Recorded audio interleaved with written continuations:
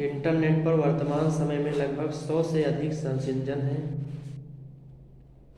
Internet एक बहुत बड़ा तथा विस्तृत विश्वव्यापी जाल है। नीचे बैठो। इसलिए सर्च इंजन भी शक्तिशाली तथा तेज गति से काम करने वाले होने चाहिए। इंटरनेट का एक बहुत बड़ा भाग लगभग नियमित रूप से अद्यतन किया जाता है, क्योंकि सैकड़ों की संख्या में नई वेबसाइट प्रतिदिन इंटरनेट पर उदित होती हैं। अतः इंटरनेट को सर्च इंजन की सहायता के बिना प्रयोग नहीं किया जा सकता।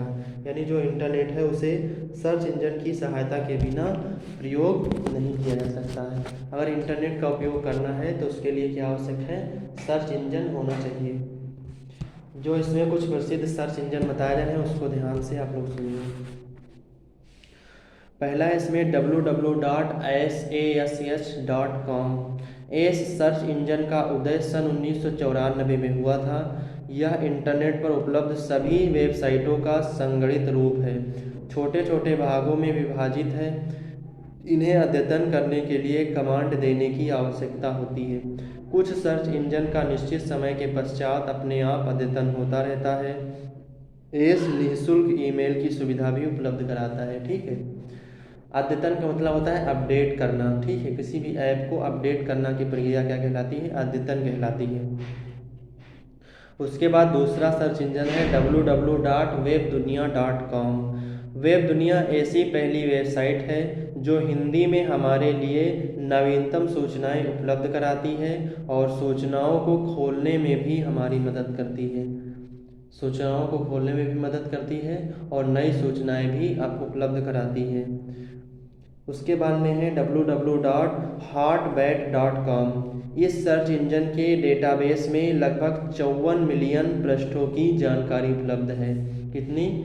54 मिलियन पृष्ठों की जानकारी उपलब्ध है। यह चुने हुए शब्दों तथा वाक्य खंडों को सर्च करने के लिए उत्तम है, क्योंकि यह सर्चिंग के बहुत अधिक विकल्प उपलब्ध कराता है। उसके बाद में चौथा है www.lycos.com। इस सर्च इंजन में लगभग 66 मिलियन पृष्ठों की जानकारी संग्रहित है। यह सर्च इंजन अनेक विषयों में जानकारियाँ उपलब्ध कराता है, जैसे समाचार, साइट रिव्यूज, ध्वनि तथा प्रतिरूप आदि। www.excite.com। इस सर्च इंजन में लगभग 50 मिलियन पृष्ठों की जानकारी उपलब्ध है। www.elvistadigital.com। इस सर्च इंजन का उदय सन 1995 में हुआ था। यह बहुत ही लोकप्रिय सर्च इंजन है, क्योंकि यह बहुत अधिक मात्रा में जानकारियाँ उपलब्ध कराता है। उसके बाद में है www.webcrawler.com। यह एक शक्तिशाली सर्च इंजन है। इस पर कई विशेष वेबसाइटें हैं, जिसमें से कुछ प्रसिद्ध जो है सर्च इंजन इसमें बताए गए हैं, जिसमें से 7 जिनका नाम है उनका बताया गया है। सर्च इंजन में खोज किस प्रकार से की जाती है ये भी आप लोग सोचिए, क्योंकि कई बार लोग मोबाइल पे खोजते कुछ और है, आता कुछ और है, फिर अपने आप फिर मोबाइल को गलत ठहराते हैं कि खोजा तो क्या, खोजने में क्या आ गया। ठीक है, सर्च इंजन में किसी भी प्रकार की खोज 2 प्रकार से की जाती है। पहला है साधारण खोज, यानी सिंपल सर्च। साधारण खोज में किसी शब्द विशेष या वाक्य विशेष को खोजते समय उस शब्द या अथवा वाक्य से संबंधित सभी वेबसाइट स्क्रीन पर आ जाती हैं, जिसमें से अधिकतर अनावश्यक होती हैं। साधारण खोज में कोई शब्द अथवा कोई वाक्य ढूंढने में समय अधिक नष्ट होता है। उदाहरण के लिए, यदि हमें प्रवीण धीमान से संबंधित विवरण प्राप्त करना हो, परंतु हम केवल प्रवीण लिख दें, तो प्रवीण कुमार, प्रवीण सिंह, प्रवीण शर्मा अर्थात प्रवीण से संबंधित सभी साइट्स खुल जाएंगी। एडवांस सर्च में होता है, किसी भी विषय के संबंध में जानकारी प्राप्त करने के लिए एडवांस खोज का अधिक प्रयोग किया जाता है, क्योंकि इसमें समय की बचत होती है और यह साधारण खोज की अपेक्षा विश्वसनीय भी होती है। एडवांस खोज में परिणाम अपेक्षाकृत अधिक परिष्कृत रूप से वर्णित होते हैं। स्वयं को परखिए। इसमें जो कुछ क्वेश्चन आंसर दिए गए हैं, इसमें से स्वयं को आपको परखना है। उसके बाद में बात आती है चैटिंग की। चैटिंग इंटरनेट पर की जाने वाली एक रोचक क्रिया है। यह टेलीफोन पर बात करने के समान है। अंतर केवल यह है कि बोलने की जगह हम अपनी बात या संदेश कीबोर्ड पर टाइप करते हैं, तो जो तत्काल ही प्राप्तकर्ता के मॉनिटर की स्क्रीन पर दिखाई दिया जाता है। तब प्राप्तकर्ता अपने कीबोर्ड पर उसका उत्तर टाइप करता है, वो हमारे मॉनिटर की स्क्रीन पर तुरंत ही दिखा दिया जाता है। इस प्रकार बातचीत जब तक आप चाहें चलती रहती है। चैटिंग के लिए आपको ऐसे सर्वर पर लॉगिन करना चाहिए जो इसकी सुविधा देते हैं। ऐसी कई वेबसाइट हैं जो चैटिंग की सुविधा उपलब्ध कराती हैं। ऐसी कुछ साइटों के नाम निम्नलिखित हैं। सबसे पहली है http://chat.lycos.com, http://chat.yahoo.com, http://chat.sci-fi.com, http://www.chatavenue.com और http://chat.123india.com। ठीक है, ये सब कुछ प्रमुख चैटिंग वेबसाइटें हैं जिनके माध्यम से लोग चैटिंग करते हैं या फिर बातचीत करते हैं। लगभग सभी चैट साइटों पर आपको चैट करने से पहले पंजीकरण कराना पड़ता है। ठीक है, क्या करना पड़ता है? पंजीकरण कराना पड़ता है। हालांकि कुछ साइटों में पंजीकरण की आवश्यकता नहीं होती, उनमें आप अपना कोई उपनाम रखकर भी काम चला सकते हैं। वीडियो कॉन्फ्रेंसिंग क्या होती है, इसके बारे में ध्यान से सुनिए। वीडियो कॉन्फ्रेंसिंग साधारण टेलीफोन वार्ता का इंटरनेट विस्तार है। इसमें आप दूसरे व्यक्ति से बात करने के साथ साथ उसे अपनी स्क्रीन पर देख भी सकते हैं। इस सुविधा का लाभ लेने के लिए दोनों उपयोगकर्ताओं के पास कंप्यूटर के अलावा telephone, web camera, mic, internet connection और वीडियो कॉन्फ्रेंसिंग सॉफ्टवेयर भी होना चाहिए, जिसके माध्यम से कंप्यूटर में वीडियो कॉन्फ्रेंसिंग के माध्यम से बात की जाती है।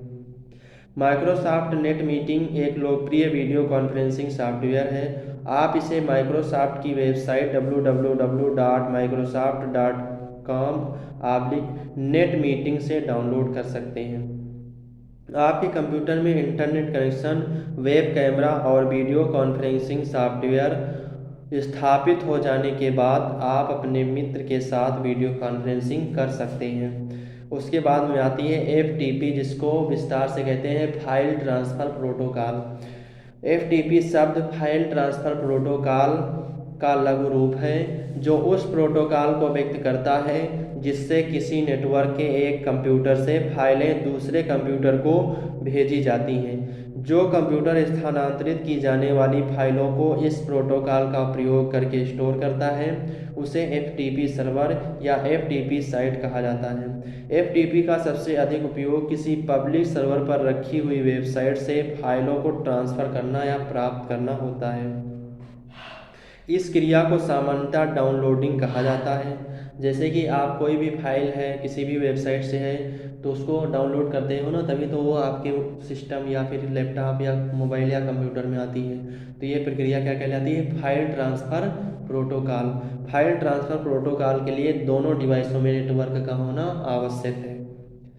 FTP दूसरी दिशा में भी कार्य करता है, अर्थात आप फाइलों को अपने कंप्यूटर से किसी FTP सर्वर को ट्रांसफ़र कर सकते हैं। अपने फाइलों को किसी दूसरे FTP सर्वर को अपनी फाइलें कंप्यूटर के माध्यम से ट्रांसफ़र कर सकते हैं। इस क्रिया को अपलोडिंग कहा जाता है। क्या कहलाता है? अपलोडिंग। यानी जब आप किसी दूसरी सर्वर से और कंप्यूटर से अपने आप में अपने सिस्टम में उसको जब डाउनलोड करोगे तो वो प्रक्रिया डाउनलोडिंग कहलाएगी।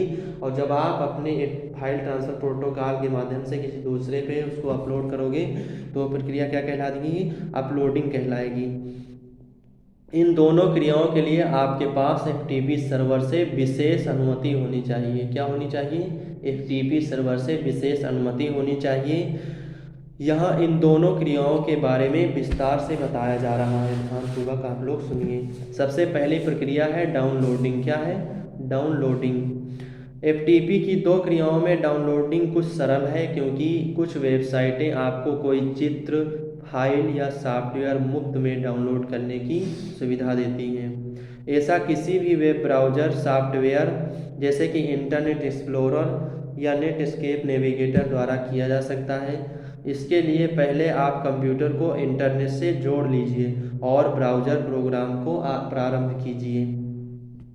जब आप उस वेबसाइट को खोलते हैं तो उनमें कुछ बटन या लिंक बने होते हैं जिनको क्लिक करने पर आप कुछ फाइलें अपनी हार्ड डिस्क पर डाउनलोड कर सकते हैं। जैसे ही ऐसा बटन क्लिक किया जाता है एक डायलॉग बॉक्स खुल जाता है जिसमें आप उस फोल्डर का नाम बताते हैं जिसमें डाउनलोड की जाने वाली फाइलों को स्टोर किया जाता है। स्टार्ट बटन को क्लिक करते ही डाउनलोड प्रारंभ हो जाएगी। ये एक डायलॉग बॉक्स आपको इसकी प्रगति और बचे हुए अनुमानित समय की सूचना देता रहता है। डाउनलोडिंग समाप्त होते ही वह डायलॉग बॉक्स गायब हो जाता है। डाउनलोड की हुई फाइलों को आप कभी भी उपयोग कर सकते हैं जब भी कंप्यूटर में इंटरनेट हो अथवा इंटरनेट ना हो। जब वो आपके सिस्टम में डाउनलोड हो जाएगी आप बगैर इंटरनेट को उसको खोल के देख सकते हो। ठीक, ये सभी प्रक्रियाएं होती हैं। ये प्रक्रिया बहुत ही आसान है, जैसे कि आप यहाँ से सड़क पर जाएं बिल्कुल वैसे ही आसान है, लेकिन जब कंप्यूटर हो तो उस पर बहुत आसानी से ये समझ में आ जाएगी। ठीक है।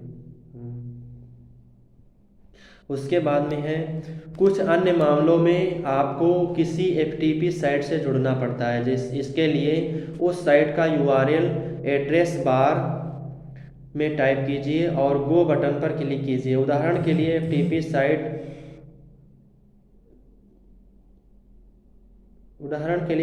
साइट है जो है rtfm.mit.edu.pob।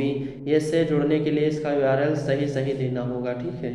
जब आप सही यूआरएल देते हैं तो आपका ब्राउज़र प्रोग्राम उस एफटीपी साइट को खोल देता है।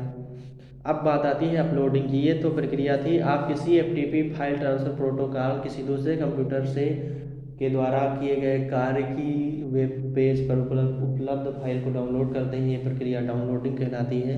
अब बात आती है अपलोडिंग की। जैसा कि हम पहले बता चुके हैं, अपलोडिंग का अर्थ है किसी फाइल को अपने कंप्यूटर से किसी एफटीपी यानी फाइल ट्रांसफ़र प्रोटोकॉल निर्धारित सर्वर या साइट को ट्रांसफ़र करना। परंतु आप हर फाइल को हर सर्वर या साइट पर नहीं भेज सकते। ठीक है, हर फाइल को हर सर्वर या हर साइट पर नहीं भेज सकते। इसके लिए आपको उस साइट या सर्वर से अनुमति लेनी पड़ती है। दूसरे शब्दों में आपको उस साइट पर एक अधिकृत यानी ऑथराइज्ड उपयोगकर्ता के रूप में लॉगिन करना पड़ता है। केवल अधिकृत उपयोगकर्ता ही फाइल को अपलोड कर सकते हैं। जब आप किसी एफटीपी साइट को खोलते हैं पहले आपको एक अज्ञात उपयोगकर्ता के रूप में लॉगिन किया जाता है। यदि आपके पास उस साइट के लिए वैध यूजर नेम और पासवर्ड है तो आप अधिकृत उपयोगकर्ता के रूप में लॉगिन कर सकते हैं। इसके लिए निम्नलिखित क्रियाएं कीजिए। सबसे पहले फाइल मेनू में लॉगिन एज आदेश दीजिए। फाइल मेनू में क्या करना है, लॉगिन एज आदेश दीजिए। इससे लॉगिन एज डायलॉग बॉक्स खुल जाएगा। निर्धारित बॉक्सों में अपना यूजर नेम और पासवर्ड टाइप कीजिए और लॉगिन बटन पर क्लिक कीजिए।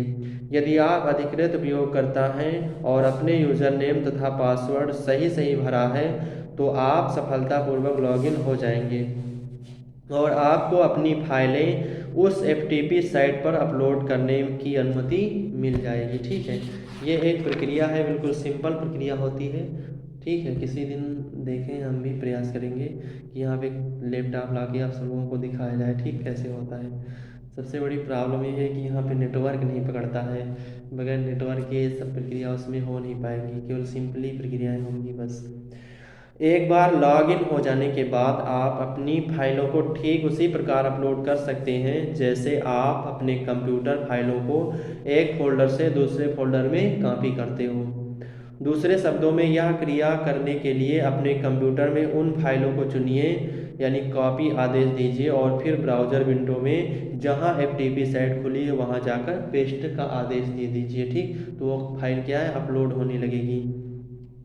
अब बात आती है लीज्ड लाइन की।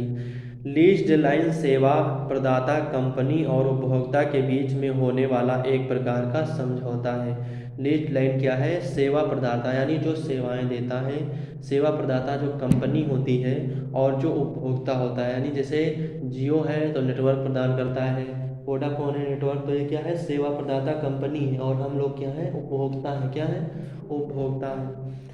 तो एक प्रकार का समझौता है, लीज लाइन क्या है, समझौता है। इससे सेवा प्रदाता कंपनी मासिक शुल्क के बदले उपभोक्ता को 2 या अधिक स्थानों से जोड़ने वाली सुविधा प्रदान करने के लिए तैयार हो जाती है। जैसे कि हम 239 रुपये वोडाफोन कंपनी को देते हैं, तो वो 1 महीने हमको, 1 महीने के लिए हमारे लिए सेवाएं प्रदान करती है ना। जियो को हम 199 रुपये देते हैं, तो 1 महीने के लिए हमारे लिए सेवाएं प्रदान करती है।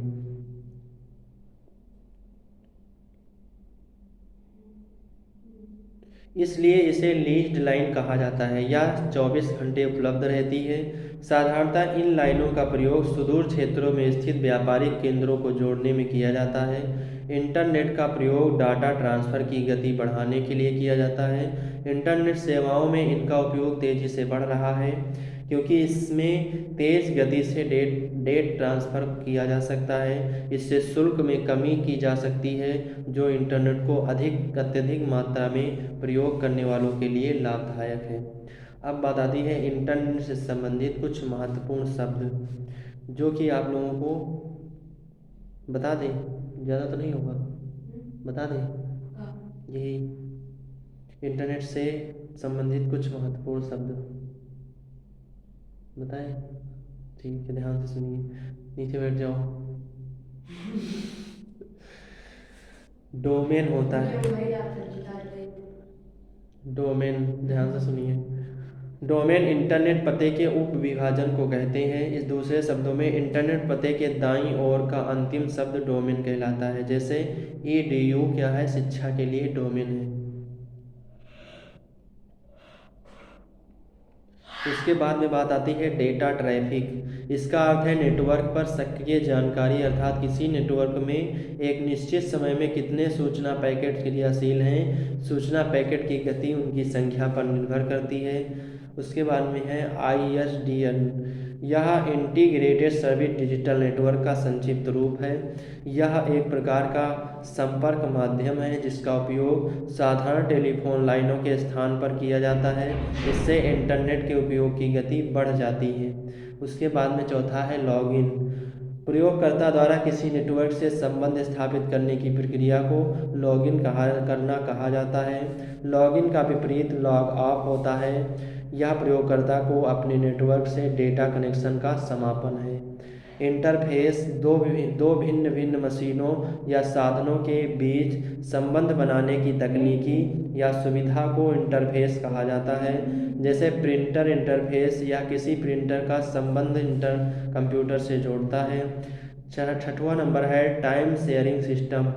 यह एक ऐसा ऑपरेटिंग सिस्टम होता है जिसमें एक साथ कई उपयोगकर्ता कंप्यूटर का उपयोग कर सकते हैं। इसमें प्रत्येक उपयोग करने वाले को क्रम से CPU का कुछ समय दिया जाता है, लेकिन सभी उपयोगकर्ताओं को यह समझ में आता है कि उनका कार्य लगातार हो रहा है। उसके बाद में आती है बस। ये कोई वो बस नहीं है जो चलती है, ठीक है। बस कंप्यूटर या कंप्यूटर के विभिन्न भाग आपस में तार या सर्किट के द्वारा जुड़े रहते हैं। इन्हीं के माध्यम से आंकड़े कंप्यूटर के एक भाग से दूसरे भाग में भेजे जाते हैं। उन्हीं तारों या चैनलों को क्या कहा जाता है, बस कहा जाता है। उसके बाद में है होम पेज। www में किसी कंपनी का प्रथम पृष्ठ होम पेज कहलाता है। नियमानुसार होम पेज पूरे वेबसाइट की सूची रखने की शर्त को पूरा करता है। व्यक्तिगत www पेज जिसमें उनकी सूचियां प्राप्त होती हैं या व्यवसाय संबंधी वेबसाइटों को भी होम पेज कहा जाता है। अगर किसी वेबसाइट में कई HTML पेज हैं तो index.html नाम की फाइल होम पेज कही जाती है। उसके बाद में बात आती है वेबसाइट की। विभिन्न वेब पृष्ठों के समूह को वेबसाइट कहते हैं। वेबसाइट किसी संस्था या कंपनी की होती है। वेब पृष्ठों में पाठ्यांशों, चित्रों व आंकड़ों आदि की सहायता से किसी अन्य डॉक्यूमेंट्स या उसी डॉक्यूमेंट के किसी अन्य टेक्स्ट या ग्राफिक्स से संबंध जोड़े जाते हैं। ये वे शब्द या वाक्यांश जिनके द्वारा आगे लिंक होता है हाइपर टेक्स्ट कहे जाते हैं। HTML होता है, यह हाइपर टेक्स्ट मार्कअप लैंग्वेज होती है।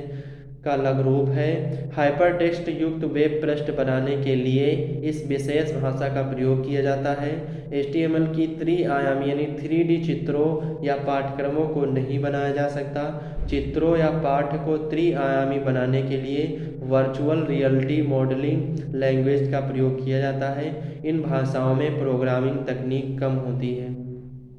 उसके बाद में बात आती है वायस की। यह wide area net information server है। वाइड एरिया इंफॉर्मेशन सर्वर का लघु रूप है वायस।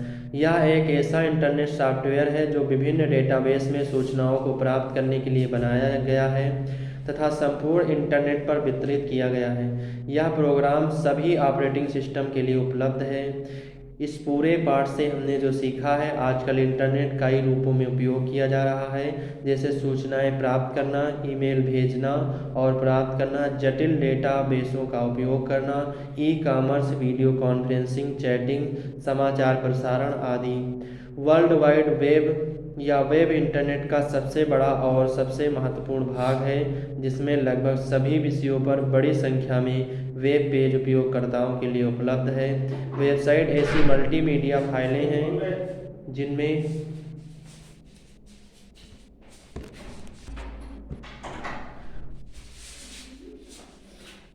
वर्ल्ड वाइड वेब या वेब इंटरनेट का सबसे बड़ा और सबसे महत्वपूर्ण भाग है, जिसमें लगभग सभी विषयों पर बड़ी संख्या में वेब पेज उपयोगकर्ताओं के लिए उपलब्ध है। वेबसाइट ऐसी मल्टीमीडिया फाइलें हैं जिनमें पाठ, फोटोग्राफ, ग्राफिक्स, ऑडियो और वीडियो भी शामिल है। कोई भी न्यूज़ ग्रुप या फोरम इंटरनेट पर किसी कम्युनिटी बुलेटिन बोर्ड की तरह होता है। ऐसे फोरम में हम अपने संदेश पोस्ट कर सकते हैं, उस पर पोस्ट किए गए संदेशों को पढ़ सकते हैं और पढ़े गए संदेशों का उत्तर भी दे सकते हैं। जैसे कि जब कोई रिपब्लिक भारत है या इंडिया टीवी है, ये सभी क्या है, न्यूज़ चैनल है।